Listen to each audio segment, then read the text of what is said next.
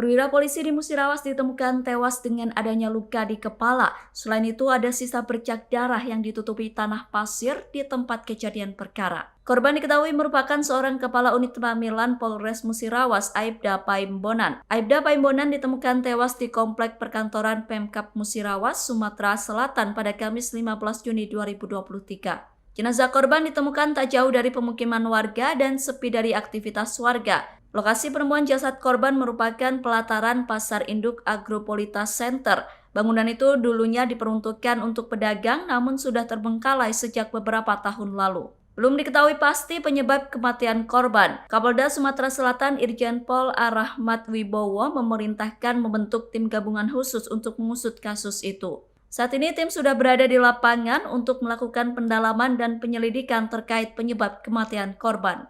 Dan saat ini kami dari Polres Musirawas, khususnya dari Propam, kemudian nanti didukung oleh dari Propam Polda Sumatera Selatan, akan melaksanakan proses penyelidikan terkait dengan sebab-sebab kematian dari yang bersangkutan.